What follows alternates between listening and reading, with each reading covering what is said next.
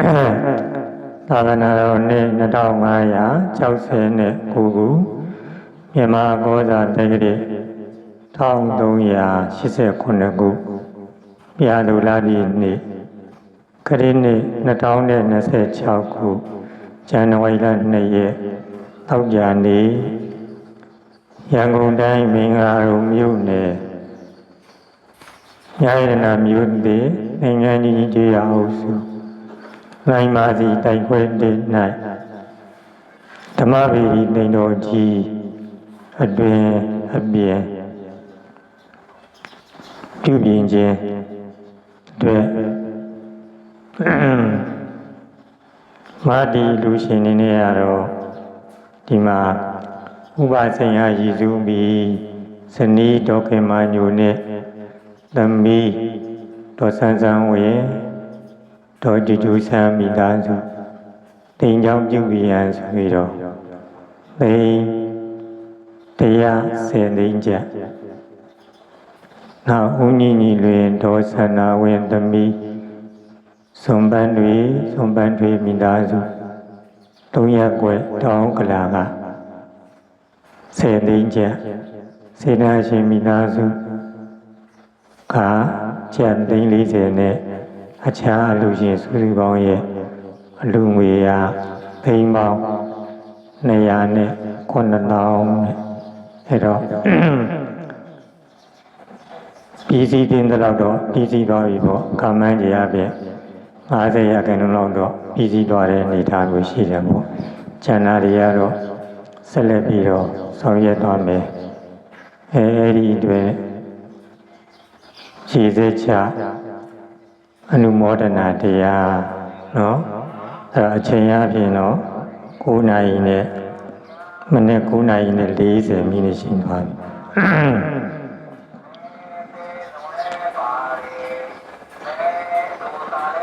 လူတွေဆိုတာကတော့ဘာဘူးပဲလူကာမကုသိုလ်ရကြတာပဲပေါ့အဲ့တော့ဒီလိုချင်းလိုက်မှဒီဆရာတော်ဘုရားကခဏမိကြတဲ့စကားလေးတစ်ခုကလူတွေဆိုတဲ့ခေါင်းစည်းအောက်မှာနှစ်မျိုးခွဲတယ်လူမှုရေးအလူနဲ့ဘာသာရေးခေါင်းစည်းအောက်မှာလူတဲ့အလူလူမှုရေးခေါင်းစည်းအောက်မှာလူတဲ့လူဆိုတာလောကမှာပညာရေးကျမ်းမာရေးနိုင်ငံဖွံ့ဖြိုးတိုးတက်ရေးအတွက်ဆောင်ရွက်တဲ့ဥစ္စာတွေဟာအဲ့ဒါတွေဟာလူမှုရေးကောင်းစီအောက်ကလှူတဲ့အလှူပဲဒါကတော့ဘုရားဘာသာတွေရောဘာသာကြားတွေရောဘာသာမဲတွေရောလှူနေကြတာပဲအဲ့ဘာသာရေးကောင်းစီအောက်ကလှူတဲ့အလှူဆိုတာဘာအကျိုးများခြင်းလို့လှူတာလေအဒီမိကုန်းမျိုးဘုရားဘာသာသူတော်စင်တွေကမိမိကိုယ်ကိုမိမိတေချာပြန်လဲစမ်းစစ်ပြီးတော့မေးရမယ်မေးပြီးတော့အဲ့ဒီလိုအကျိုးများတဲ့အလူကိုလူမသာသနာ့ဒါနဖြစ်တယ်အဲ့တော့ဘာသာရေးကောင်းစီအောင်မှလူတဲ့အလူဒီဘာအကျိုးများခြင်းလို့လူတာလေလို့မေးရင်ရသော်ဘုရားချမှတ်ခဲ့တဲ့ပရိယတ္တိသာသနာပရိမတ္တိသာသနာပရိဝေဒသာသနာဆိုတဲ့သာသနာတော်3ရပ်တည်တံ့ပြန့်ပွားရေးအတွက်လူတဲ့အလူဖြစ်ရမယ်အဲ့တော့ပရိယတ္တိသာသနာလို့ပြောလိုက်တာနဲ့ဘုရားဘာသာကြီးအများစုသာမန်သိထားတဲ့အတရားတော့စာသင်တိုင်းမှာယဟန်ကိုရင်သီလရှင်နေတရားသိဉ္ဇဝီနီသုဝီနီပြီးတယ်မှာပေါ့ဒီလိုစာပေတွေကိုသင်ကြားနေတာဟာပရိယတ္တိသာသနာပဲအဲဒီလိုတော့နော်သိထားကြတာများတယ်ဒါမှန်ပါတယ်ဒါပြင်လည်းဘုရားတို့ဗုဒ္ဓဘာသာသူတော်စင်တွေနဲ့ပရိယတ္တိသာသနာလို့ကိုလုပ်ရမယ်ဆိုရင်ဘယ်လိုအလိုမျိုးကိုလုပ်ရင်ပရိယတ္တိသာသနာဖြစ်တယ်လေကိုမှ စာဝေးနေရေးစီးပွားရေးလူမှုရေးအိမ်ထောင်ရေးကိစ္စတွေကြားမှာပရိယတ္တိသာသနာလုပ်ဖို့လေလိုအပ်တယ်ဆိုရင်ဘလို့အလိုမျိုးကိုလို့ရင်ပရိယတ္တိသာသနာလေဒါကိုလည်းခွဲခြားပြီးတော့တည်ဖို့လိုအပ်တယ်အဲဒါကြောင့်ဆရာတော်ဘုရားကပရိယတ္တိသာသနာဆိုတာသာသနာအမွေတော်ယူနည်းသင်္နာကိုပရိယတ္တိသာသနာလို့ခေါ်တယ်ပရိပတ်တိသာသနာဆိုတာသာသနာအမွေတော်ကိုကျင့်ယူတာကိုပရိပတ်တိသာသနာလို့ခေါ်တယ်ပရိဝေဒသာသနာတော်ဆိုတာသာသနာအမွေတော်များကိုသိရရှိတာကိုပရိဝေဒသာသနာတော်လို့ခေါ်တယ်ဒါကြည်တော်ချိန်လိုက်ပါစီဆရာတော်ဘုရားဗုဒ္ဓသာသနာတော်၃ပါးကိုဖွင့်ဆိုတဲ့အဓိပ္ပာယ်ပေါ့အဲ့ဒီမှာနံပါတ်1ပရိယတ္တိသာသနာတော်သာသနာအမွေတော်ယူနည်းသင်ရမယ်တဲ့သာသနာအမွေတော်ဆိုတော့သာသနာအမွေတော်ဆိုတာဘာလဲဒါလေးသိဖို့လိုသေးတယ်သာသနာအမွေတော်ဆိုတာတကယ်အရင်ကြခေါင်းတိတ်ကိုပြောရမယ်ဆိုရင်မဉ္ဇဉ်၄ပါးပူဉ္ဇဉ်၄ပါးနိဗ္ဗာန်လို့ခေါ်တဲ့လောကုတ္တရာတရား၉ပါးကိုသာသနာအမွေတော်လို့ခေါ်တယ်အဲလိုမဲ့တရားပူတရားနိဗ္ဗာန်တရားသာသနာအမွေကိုရဖို့ဆိုတာမိမိတို့ရဲ့နာနာမှာကျုပ်တရားနံတရားတွေရဲ့သဘာဝအမှန်တရားကိုသိတဲ့ဝိပဿနာဉာဏ်นี่သိရရှိဖို့လိုတယ်အဲ့ဒါကိုစာလိုပြောရင်တော့ပုပ္ပဘာကမဲ့လို့ခေါ်တယ်နာမရူပပရိစ္ဆေရဉာဏ်ကစပြီးတော့ပစ္စယပရိက္ခဉာဏ်သမတနာဉာဏ်ဥရိယဗျာဉာဏ်ဘေငါဉာဏ်စသဖြင့်ဝိပဿနာဉာဏ်ဒီကိုယ်စိတ်ထဲမှာသိရရှိပြီးမှ14ကိုယ်တူဉာဏ်ကိုကြောရင်မဲ့ဉာဏ်ဖူဉာဏ်နိဗ္ဗာန်ချမ်းသာကိုရမယ်ဒါကြောင့်မလို့ဆရာတော်ကဒီနေ့နာမရူပပရိစ္ဆေရဉာဏ်ကနေ15မဲ့ဉာဏ်ထိကိုသာသနာအမွေလို့ခေါ်တယ်အဲတော့အဲ့သာသနာအမွေမဲ့ဖို့နိဗ္ဗာန်ဒီကိုယ်စိတ်ထဲမှာသိရရှိလာဖို့အတွက်ဘာလို့ရတာလဲမေးရင်မဟာတတိပဒံဥပဒနာတရားရှုနည်းမှတ်နည်းတွေကိုသင်ရတယ်အဲ့တတိပဒံတရားက၄ပါးရှိတယ်တိကာယ ानु ပဒနာတတိပဒံကိုယ်အမူအရာတွေကိုဖြစ်ပေါ်ထင်ရှားတာကိုရှုမှတ်ရတယ်။နေ့ဝေဒနာ ानु ပဒနာတတိပဒံခံစားမှုတွေကိုရှုမှတ်တာကိုဝေဒနာ ानु ပဒနာတတိပဒံလို့ခေါ်တယ်။သုံးစိတ်ဓာ ानु ပဒနာတတိပဒံစိတ်မှာဖြစ်ပေါ်ထင်ရှားတာကိုရှုမှတ်တာကိုစိတ်ဓာ ानु ပဒနာတတိပဒံလို့ခေါ်တယ်။လေးဓမ္မာနုပဒနာတတိပဒံဓမ္မသဘောတရားတွေကိုပိုင်ပိုင်ခြားခြားသိအောင်ရှုမှတ်တာကိုဓမ္မာနုပဒနာတတိပဒံလို့ခေါ်တယ်အဲဒီလိုတတိပဒံတရား၄ပါးရှုနည်းမှတ်နည်းကိုသင်နာကိုပဲသာသနာအမွေတော်ယူနည်းသင်ခြင်းပရိယတ္တိသာသနာလို့ခေါ်တယ်အဲဒါကြောင့်ဘုရားပြောခဲ့တဲ့ဇာဝိနေရေးလူမှုရေးစီးပွားရေးအိမ်တော်ရေးတွေဆောင်ရွက်နေရင်လည်းပဲဒီမိမိတို့တတိပဒံတရား၄ပါးရှုနည်းမှတ်နည်းတွေကိုသင်ယူနိုင်တယ်အဲဒါကြောင့်ဘုရားဘာသာကိုကိုးကွယ်နေတဲ့တရားဓမ္မတွေမှာလည်းပဲ သာသနာအမွေတော်ယူနည်းသင်ခြင်းဆိုတဲ့ပရိယတ္တိသာသနာတည်ရှိနိုင်တယ်ပေါ့စာတင်တိုက်တွေမှာငယ်လက်ကြီးဓမ္မစရိယအောင်သရသင်္ကြဝီနိသုတ်ဝီနိဗိဓမ္မာတရားတွေကိုအကျေတဝင့်မသင်ကြားနိုင်တော်လည်းပဲဒီတတိပဒံတရားရှုနည်းမှန်နည်းတွေကိုသင်ပြီးတော့မိမိတို့သရသနာဝိရိယတက်တန်တန်နဲ့ကျင့်ရင်ခဏကဉာဏ်စဉ်မဲ့ဖို့နိဗ္ဗာန်ဆိုတဲ့ပฏิဝေဒသာသနာတွေမိမိတို့ရဲ့ရင်ထဲစိတ်ထဲနှလုံးသားထဲမှာတည်ရှိပြီးတော့သာသနာသုံးပါးပိုင်ရှင်ဗုဒ္ဓဘာသာသူတော်စင်တွေဖြစ်အောင်ကြိုးစားပွားများအားထုတ်ဖို့လိုအပ်တယ်အဲ့ဒီလိုသာသနာအလုပ်ကိုလုပ်တဲ့နေရာမှာမိမိတို့ရှုမှတ်ပွားများတဲ့တရားအားထုတ်တဲ့နေရာသည်ချမ်းချမ်းသာသာနဲ့ဘေးရန်တွေကင်းပြီးတော့အားထုတ်နိုင်ဖို့ဆိုတာလေလိုအပ်တယ်။ဒါကြောင့်မလို့အလူရှင်တရားတော်မတွေကပေါင်းစုပြီးတော့ဒီတရားအားထုတ်တဲ့တိမ်ကျောင်းဓမ္မယုံကြီးမှာလာရောက်ပြီးတော့တရားအားထုတ်ကြတဲ့ယဟန်ကိုရင်သီလရှင်မြို့သားမြို့သမီးယောဂီသူတော်စင်အားလုံးဘေးရန်တွေကင်းချမ်းချမ်းသာသာနဲ့တရားအလုပ်အားထုတ်နိုင်မှုတွေ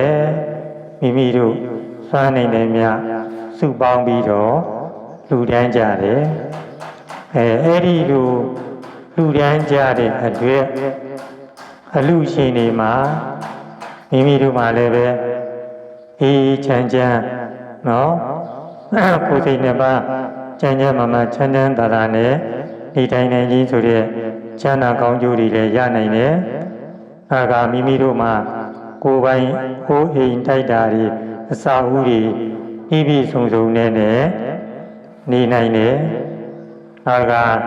အတိုက်အခိုက်အနောက်ရှေ့တွေလည်းဘေးရန်တွေကျင်းပြီးတော့ချမ်းချမ်းသာသာနေနိုင်တယ်။ဒီလိုအစာအုပ်တွေကိုလျောင်းတင်ရတော့အရိယာဘု၄ပါးချမ်းချမ်းသာသာနဲ့အားထုတ်နိုင်အောင်ပြုပြင်မွမ်းမံဆောင်ရွက်တဲ့အတွက်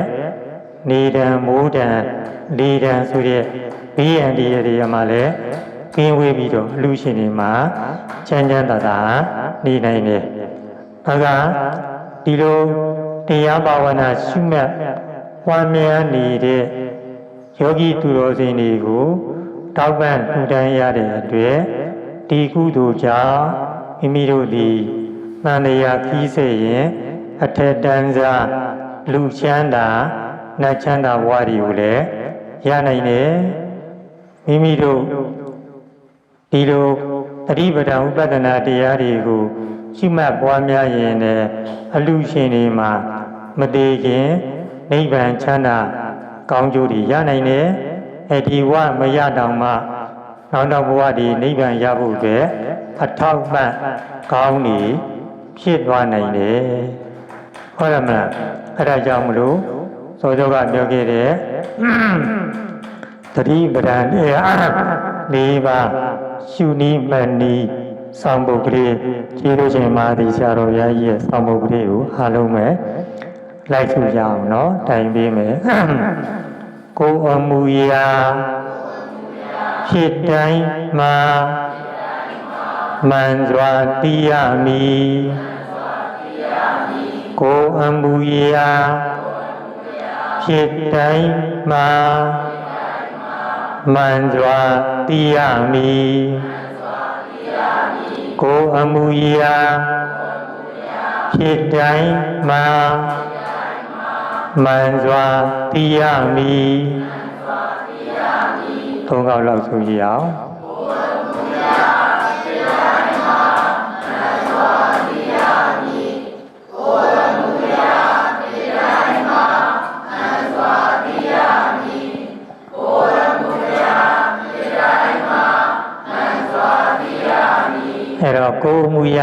ဆိုတာမိမိတို့အိယာက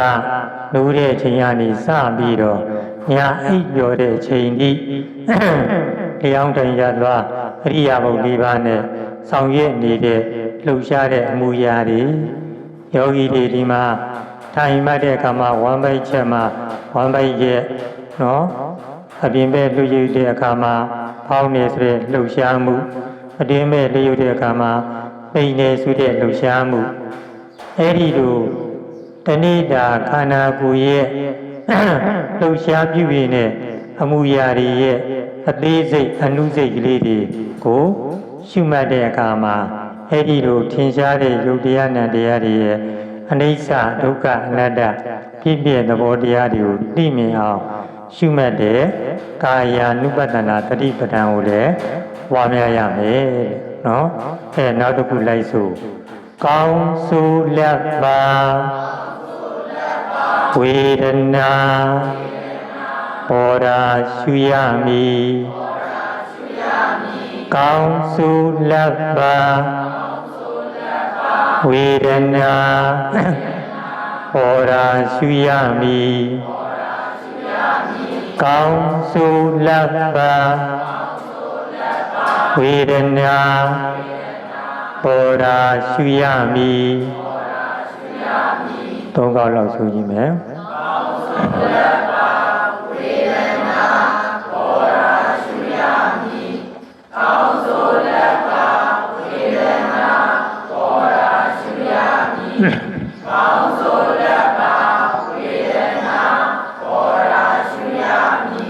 ကောင်းဆိုတာကဒုက္ခဝေဒနာကိုပြောတာချမ်းသာတဲ့ခံစားမှု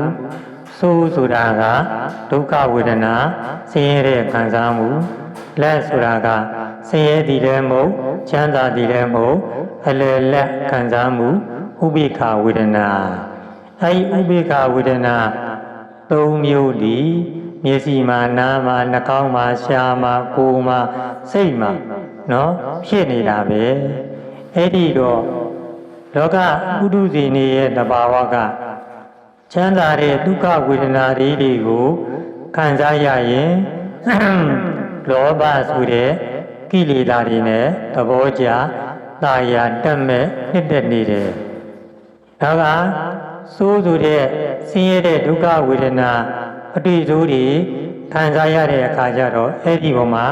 မကြည်မနဲ့စိတ်ပြည့်စိတ်ဆိုးတဲ့ဒေါသဆိုတဲ့နော်ကိလေသာတွေဖြစ်ပေါ်နေတတ်တယ်ဒါကလက်ဆိုတဲ့ဆင်းရဲသည်လည်းမဟုတ်ချမ်းသာသည်လည်းမဟုတ်အလယ်လက်ခံစားမှုဆိုတဲ့ဥပိ္ပခဝေဒနာတွေဖြစ်ပေါ်တဲ့အခါကျတော့အဲ့ဒီပေါ်မှာအမှန်တိုင်းမသိတဲ့မောဟကိလေသာတွေ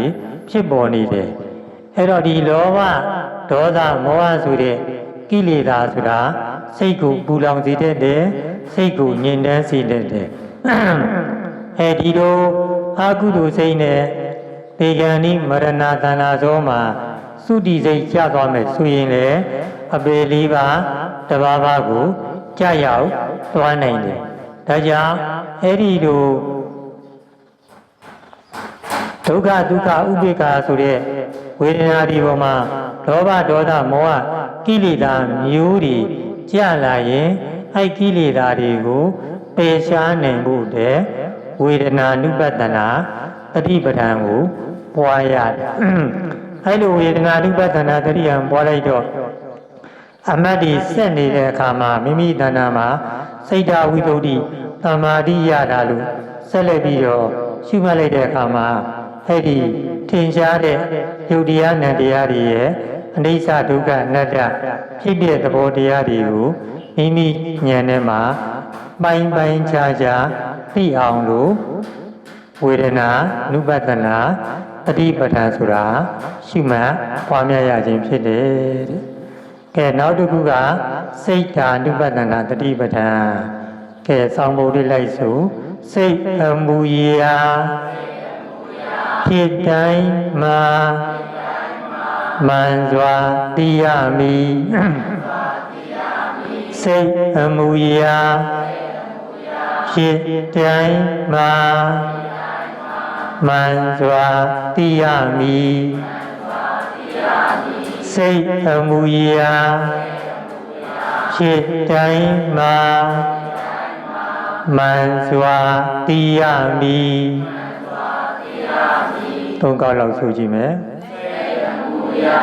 ဖြစ်တိုင်းမှာမှန်စွာသိရမည်စိတ်အမူအရာဖြစ်တိုင်းမှာမှန်စွာသိရမည်စိတ်အမူအရာဖြစ်တိုင်းမှာမှန်စွာသိရမည်အဲ့တော့စိတ်ဆိုတာကနော်မိမိတဏ္ဍာမှာလူချင်းတတ်မဲ့တဲ့လောဘစိတ်အခုလိုနော်ယောဂီတွေချမ်းချမ်းသာသာနဲ့တရားလုံးအထုတ်တိုင်းမှာဆိုတဲ့နော်ပြီးလူချင်းနဲ့စိတ်နောက်ကမကြည်မနဲ့စိတ်ပြည့်စိတ်ဆိုးတဲ့ဒေါသအကုသိုလ်စိတ်နောက်တစ်ခါကျတော့သူရသတ္တဝါတွေကိုမိမိနဲ့တတ်တူကိုယ်စိတ်နှစ်ပါးချမ်းသာစီစဉ်ရဆိုတဲ့အာဒေါသဆိုတဲ့ကုသိုလ်စိတ်နောက်တစ်ခါအကြောင်းစုအကောင်းစုအမှန်အမှန်ဟိုဝေဖန်ဖိုင်းကြပြီးတော့မသိနိုင်တဲ့ယုံနယ်ရဲ့သဘာဝအမှန်တရားကိုမသိအောင်ဖုံးထားတဲ့မောဟအာကုသိုလ်စိတ်အဲဒီကတည်းကကြတော့အကြောင်းကျိုးအကောင်းဆုံးအမှန်မှန်သိတယ်ကုသိုလ်လို့ရင်ချမ်းသာကောင်းကျိုးရအာကုသိုလ်လို့ရင်ဆင်းရဲဆိုးကျိုးရဆိုတဲ့ကံနဲ့ကံကျိုးတရားကိုနော်သိမြင်တဲ့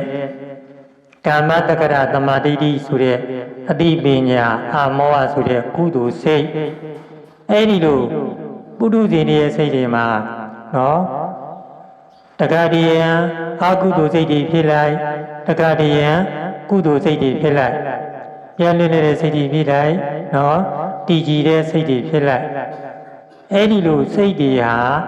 ဖြစ်နေတယ်အဖြစ်နေတဲ့စိတ်တွေကိုမဖြစ်ပါစေနဲ့လို့သွားပြီးတော့တားလို့မရဘူးနော်အဲ့ဒါကြောင့်တတိပဒံဥပဒနာရှုမှတ်တယ်ဆိုတာနော်ဒီစိတ်တွေမဖြစ်ပါစေနဲ့လို့တားတာမဟုတ်ဘူးဖြစ်ပေါ်လာတဲ့စိတ်တွေရဲ့သဘာဝအမှန်တရားကိုသိပြီးတော့မိမိတို့ကနော်ဟောဒီစိတ်တွေကလည်းအမြဲဆင်းရဲဖောက်ပြန်နေတဲ့သဘောတရားရှိပါလားလို့သိအောင်လို့ရှုမှတ်နေတာနော်ဒါကြောင့်မလို့ဟောနေတဲ့တဲ့စိတ်ကြီးနေတဲ့ဟဲ့လားပြင်းနေတဲ့စိတ်ကြီးနဲ့ပြင်းနေတဲ့စိတ်ဆိုးရင်နဲ့စိတ်ဆိုးတယ်စိတ်ကလေးတွေကြီးနေစိတ်တွေကြီးတယ်အခုမိမိတို့တူလိုက်တဲ့ဒါနာတွေကိုပြန်တွေးတဲ့အခါမှာတွေးတယ်ဝမ်းသာတဲ့စိတ်ဖြစ်ရင်လည်းဝမ်းသာတယ်စသဖြင့်ဒါရီရှုမဲ့နေတာဒီဘာလဲစိတ်ဓာနုပဒနာတတိပဌာန်ပဲအဲ့ဒီစိတ်ကြီးရဲ့အမြဲဆင်းရဲပေါက်ပြန်တဲ့သဘောတရားတွေကိုမိမိဉာဏ်ထဲမှာသိမြင်လာအောင်ရှုမှတ်တာစိတ်ဓာနုပဒနာတတိပဌာန်လို့ခေါ်တယ်နောက်တစ်ခုကတော့ဓမ္မနုပဒနာတတိပဌာန်ဓမ္မသဘောတရားတွေကိုပိုင်ခြားသိအောင်သောတော်ပြောတဲ့ကာယဝေဒနာစိတ်ဓာတ်ကနေလွဲလို့ကျန်တဲ့ဖြစ်ပေါ်ထင်ရှားရာဓမ္မသဘောတရားတွေပဲနော်အဲတော့ယောဂီတွေနဲ့အလွယ်ကူဆုံးပြောရင်မြင်တဲ့သဘော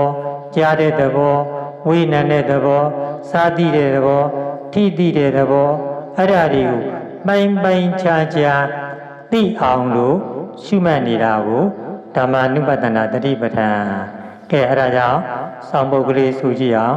သဘောတရားထင်ပေါ်ညာပိုင်ခြားသိရမည်သဘောတရားထင်ပေါ်ညာ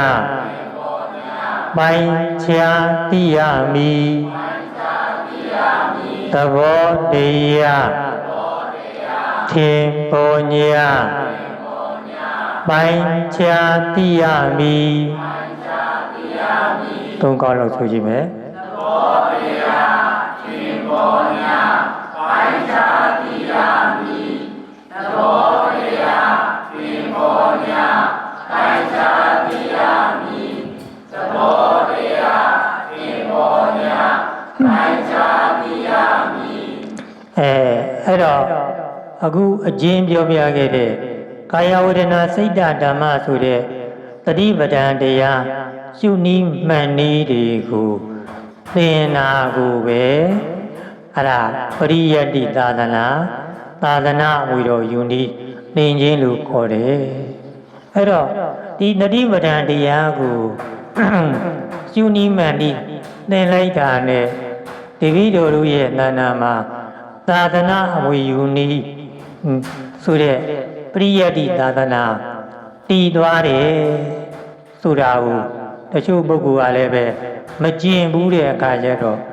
တန်တရားဖြစ်ကောင်းဖြစ်လိမ့်မယ်ဘုရားမြတ်စွာဘုရားကိုယ်တိုင်တတိပဌာနာတုံမှာမိန့်ကြတာကဧကယေနောအယံဘိက္ခွေမေခောတတ္တနာဝိတုဒ္ဓိယသောကပရိဒီဝနာသမတိကမာယဒုက္ခဒေါမနတအတ္တိကမာယညာယတအတိကမာယနိဗ္ဗာနတသစ္စည်းကိရိယာယယတိတံစတ္တာတော်တတိပဌာနာဆိုလိုတဲ့အဓိပ္ပာယ်ကဒီတတိပဌာန်တရားလေးပါးတဘာဘာကိုရှုမှတ်ပွားများရင်တတ္တနာဝိတုဒ္ဓိယစိတ်အညစ်အကြေးတွေကင်းဝေးစင်ကြယ်နိုင်တယ်လောကပရိဒီဝနာသမတိကမာယ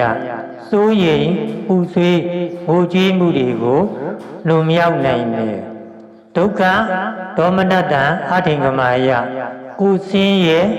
စိတ်ဆင်းရဲတွေကိုချုပ်ငြိမ်ပြောက်ွယ်နိုင်တယ်ညာယတအဓိကမာယနိဗ္ဗာနတသစ္စည်းကိရိယာယတဲ့ဟောမေတ္တရားဥဒ္ဒရာနိဗ္ဗာန်တရားကိုယခုဘဝမတည်ခင်ရနိုင်ရောက်နိုင်တယ်ဟုတ်လားဒါကြောင့်ဒီတတိပဒံဥပဒနာတရားကိုရှုမှတ်ပွားများရင်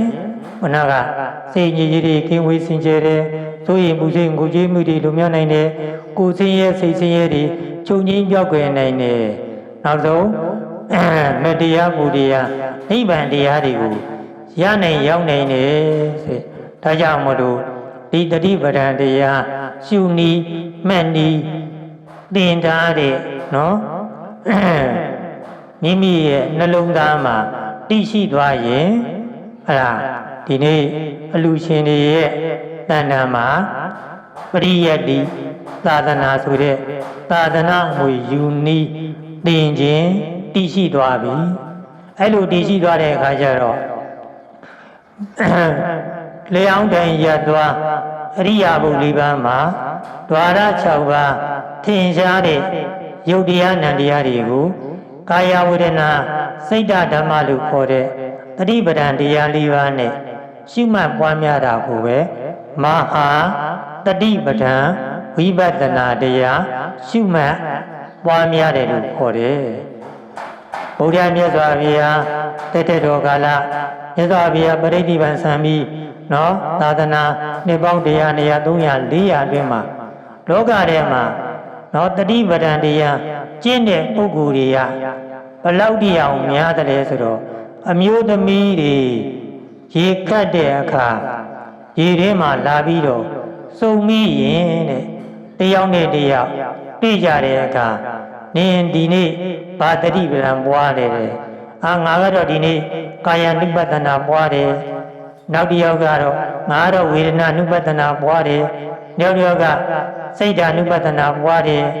နောက်တစ်ယောက်ကတော့ဓမ္မ ानु ပတ္တနာတတိကံပွားတယ်နောက်တစ်ယောက်ငါတော့ဒီနေ့တော့မေးလျော်နေလို့ငါတော့အာမတုတ်ပြီဘူးဆိုလို့ရှိရင်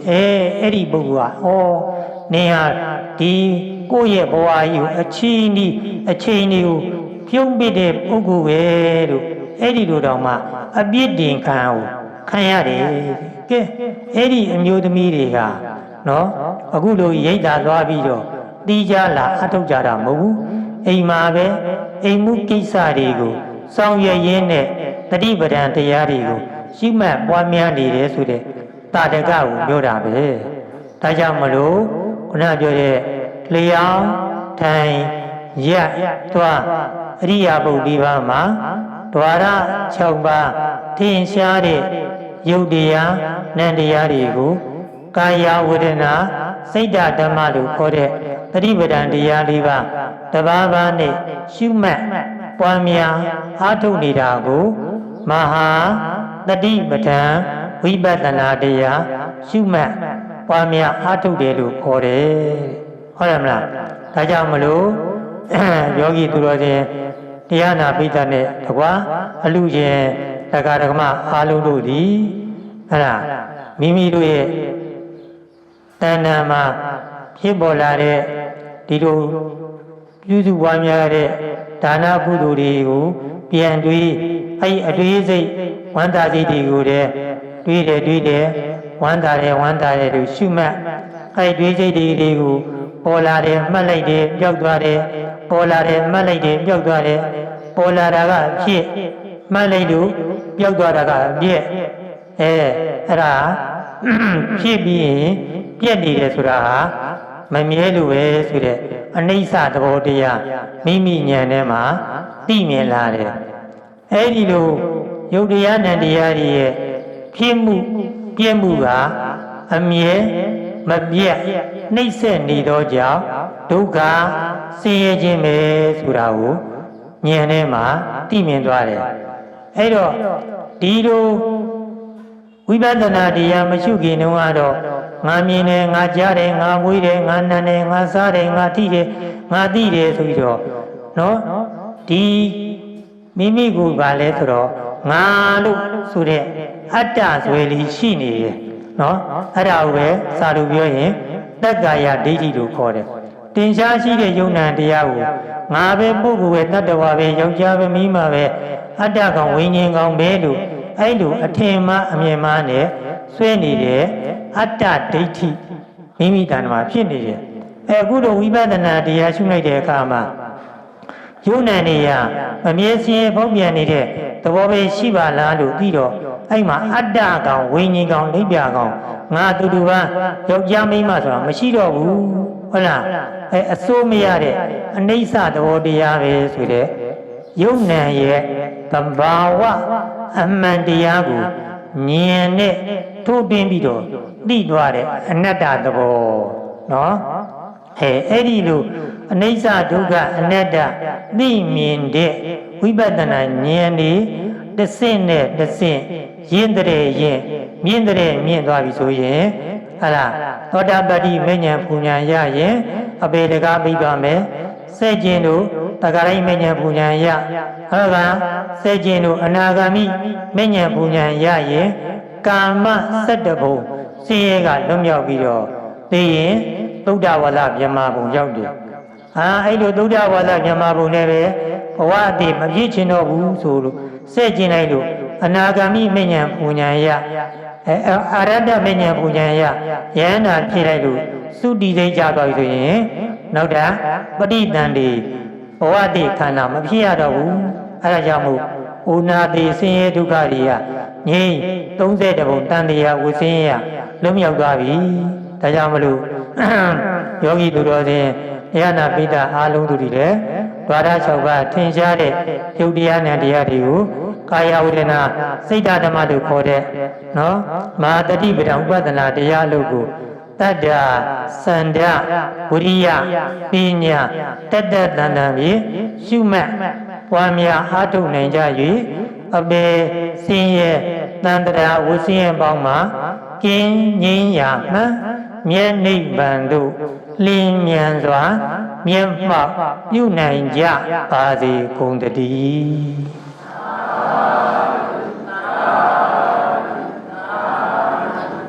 ခဏတရားမှတ်ပြီးမှရေရချအမြဝင်မယ်နော်သူကောင်းကိုမက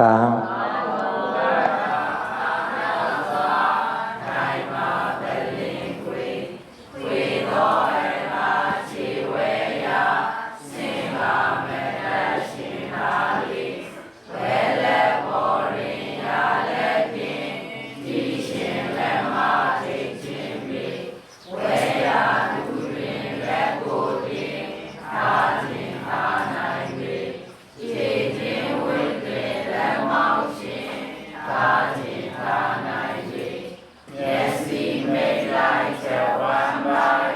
subscribe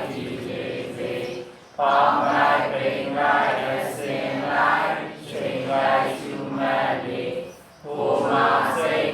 Ghiền Mì Gõ để không bỏ lỡ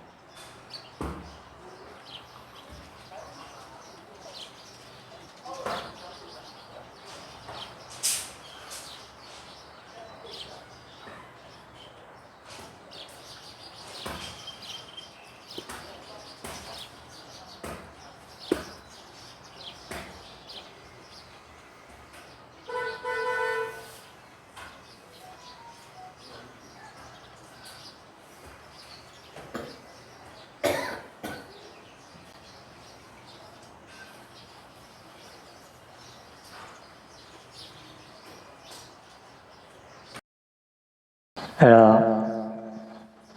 ရည်စဲချတယ်ဆိုတာကျွန်တော်ရိုးရှင်လိုက်မှဒီကြတော့ရမကြမိတ်ပါတယ်နော်အစင်လာကတော့ဘုန်းကြီးကနေစိုးနေတဲ့အချိန်တခါကရေခွေရရဲ့ဟိုရေတောက်ဆိုရေတစ်စက်ချနေတာနော်အဲ့ဒီလိုမလုံးနဲ့နော်ဒါဘုန်းကြီးဆိုတာကိုကိုယ်စိတ်ထဲကကိုယ်ကိုယ်တိုင်ဆိုတဲ့ကဲ့သို့စိတ်ထဲကအာရုံပြီးတော့လက်ဥလေးချီနော်အာယုံပြုဆိုအမြဆိုမှရေခွေရရေကိုသွန်လိုက်တဲ့နော်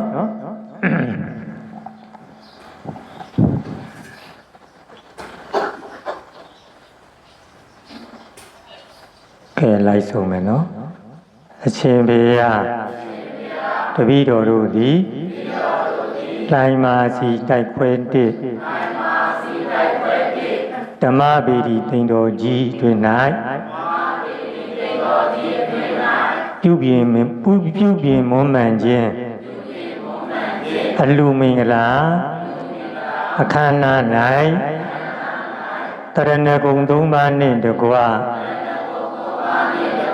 အင်္ဂါ၈ပါးနှင့်ပြည့်စုံသောဥပုသ္တိလတရားတော်ကိုစောင့်တည်ကျင့်သုံးခြင်းသမထဝိပဿနာဘာဝနာကမ္မထံတရားရှုမှတ်ပွားများခြင်းတရားမှုရှိသောသံဃာတော်အရှင်သူမြတ်များနှင့်တကွာယောဂီသူတော်စင်ပရိသတ်ပေါင်းတို့အားစံခေဝေချိုးခြင်းရတာအဖျားပြားတို့ကိုတရားရှင်လန်းစက်ကလူတန်းခြင်းဓမ္မဗေဒီတိန်တော်ကြီးဤအတွင်းအပြင်၌လူအပ်ရာဖျားပြားတို့ကိုဘုရားတပည့်တော်တို့စွမ်းအားရှိသည်များအသီးတရားရှင်လန်းစိတ်ကလူတန်းခြင်းစားရှိသောကုသိုလ်ကောင်းမှုကြောင့်အန္တရာယ်ခတ်သိမ်းဘေးခတ်သိမ်းကင်းငြိမ်းတည်းကိုယ်ကျမ်းမှာစိတ်ချမ်းသာစီဝါပညာပြည့်စုံစွာဖြင့်မိမိဤဒါနကိုပြန်တွေးကအတွေးစိတ်ဝမ်းသာစိတ်တို့ကိုတွေးတယ်ဝမ်းသာတယ်ဟုအတန်တိတ်စိတ်ကြဆိုရှုမှတ်ခါဤဘဝမကြာခင်မဟာသောတာပန်တဂရကံအနာကံယန္တာဖြစ်ဆင်းရဲခတ်သိမ်းချုပ်ငြိမ်းရပါလိုကုန်၏အရှင်ဘုရားဘုရားတပည့်တော်တို့ဓမ္မဗေဒီတိန်တော်ကြီးပြုပြင်မွမ်းမံခြင်း အလူတော်မင်္ဂလာအခမ်းအနား၌ပြုစုပွားများရသောဒါနသီလသမထဝိပဿနာဘာဝနာအစရှိသောကုသိုလ်ကောင်းမှုအဖို့စုကိုကိုယ်ဆောင်နှင့်အိမ်ဆောင်နှင့်ကျောင်းဆောင်နှင့်လမ်းဆောင်နှင့်ရပ်ကွက်ဆောင်နှင့်ကြီးရွာဆောင်နှင့်မြို့ဆောင်နှင့်တောဆောင်နှင့်တောင်ဆောင်နှင့်သာသနာတော်ဆောင်နှင့်နမင်းကြီးလေးပါးအာဂါတစုဘုံမေစုယုတ်ကေစုအမိအဖအဖို့အဖွာဆရာသမားအစထား၍ကဲရေခွဲတရားယူသွင်းအားလုံးကြာသမျှအမြဲယူတော်မူကြပါကုန်တော်သာဓုအားလုံးကြာသမျှအမြဲယူတော်မူကြပါကုန်တော်သာဓုအားလုံးကြာသမျှအမြဲယူတော်မူကြပါကုန်တော်သာဓု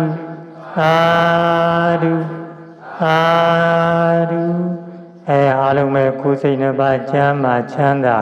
ကြီးပွားတိုးတက်အောင်မြင်ကြပါစေ